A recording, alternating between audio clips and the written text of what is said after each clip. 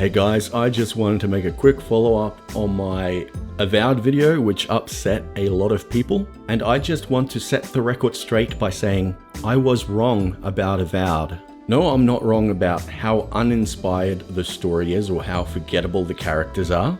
No, I'm not wrong about how this game seems to be written for teenage girls as opposed to fans of the dark fantasy genre. What I am wrong about, though, is the lore of the game. But I clearly stated in my video that I had no prior experience playing any of the Pillar of Eternity games, and I was just trying to do my best to interpret the lore to the best of my knowledge. And yes, I made some mistakes, but I did make an effort to correct them. For instance, in the video, I say that the Adrian is a race of white people, and then I corrected myself with an annotation at the bottom of the screen saying it's actually an empire of people, much like the Roman Catholic Empire. But then I had some wonderful people reach out in my comment section and educate me on the lore of the game. So I'm going to read this comment left by 1000 Years Wordling, who literally wrote a little essay to explain some of the lore for me. They write, "What ridiculously ill-informed criticism. The story you described as being a copy of Veilguard is the same basic story setup that was in the last two Pillars of Eternity games.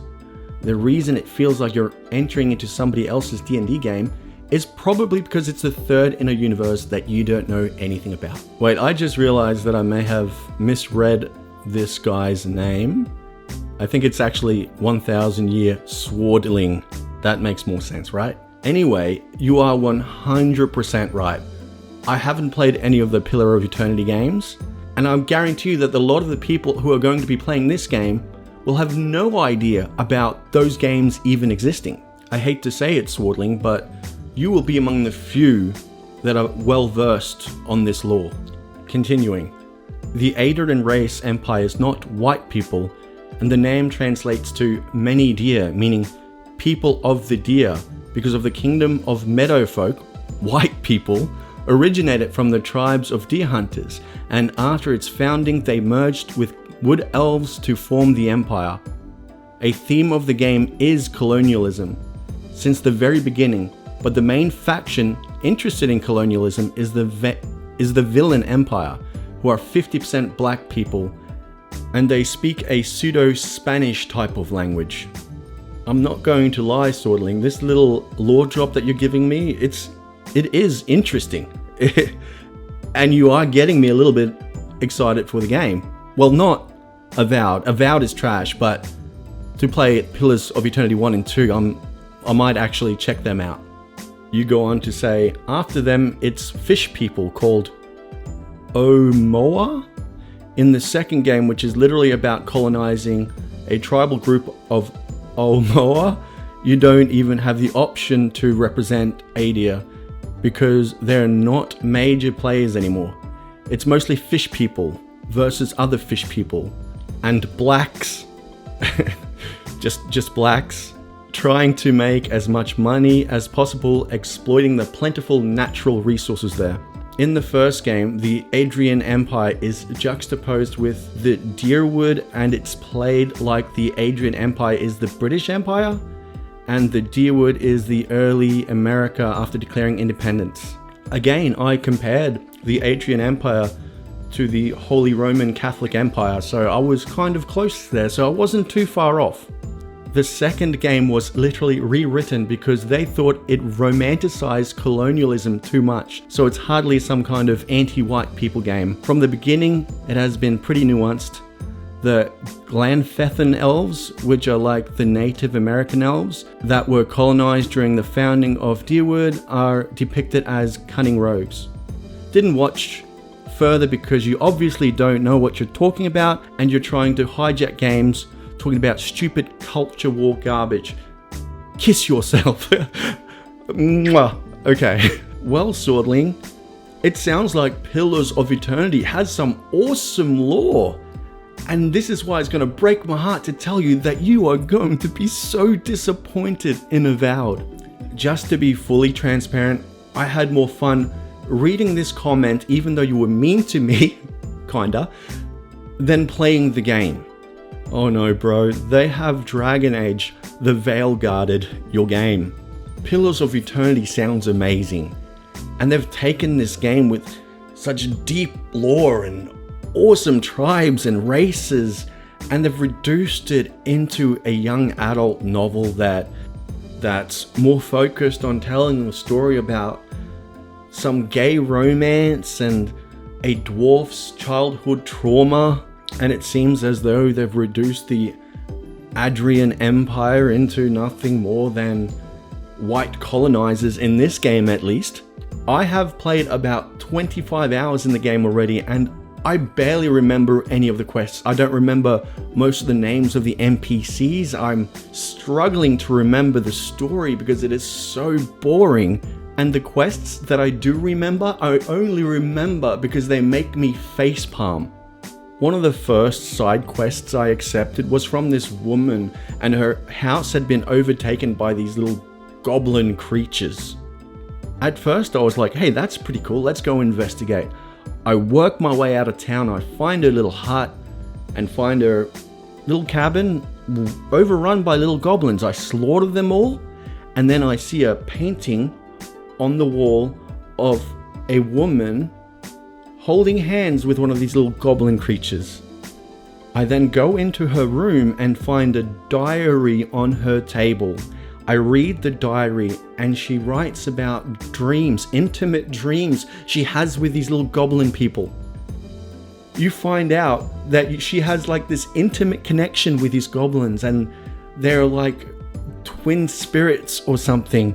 And then you go back to tell her, and she yells at you for reading her diary, but you still have to give her advice, and you can tell her, no, goblins are dangerous, and be bigoted, or encourage her to go out and explore her relationship with this little goblin creature.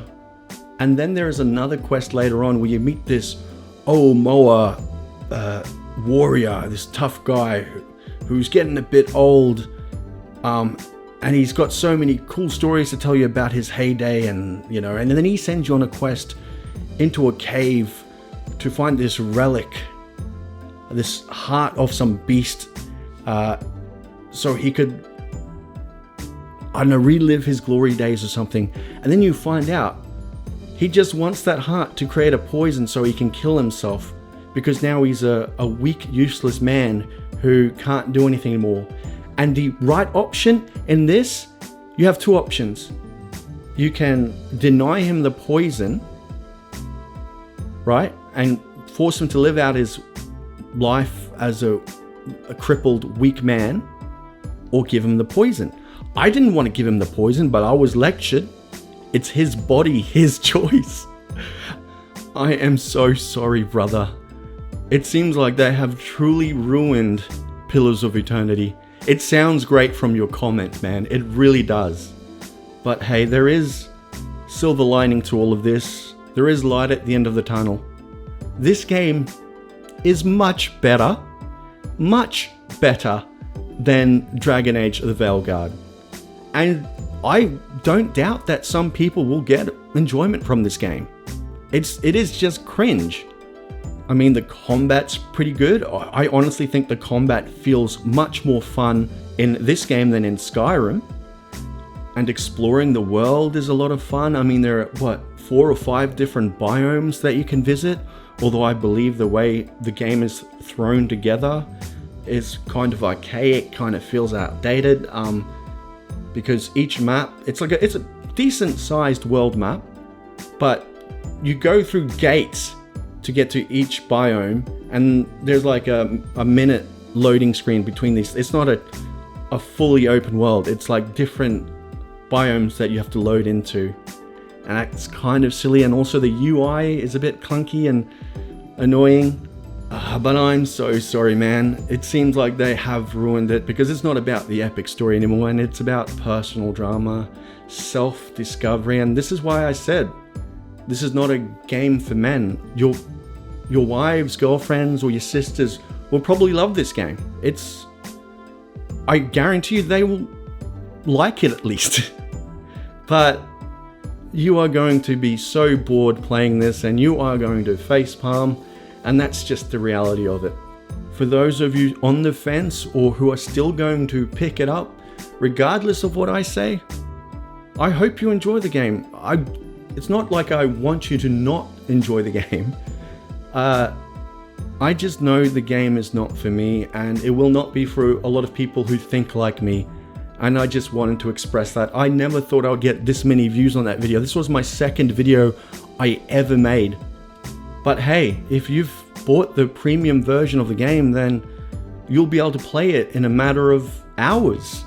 And so go and play that game and try to have fun. Anyway, I'm Doxa. I hope you enjoyed this drop of wisdom. God bless, and remember, Christ is King.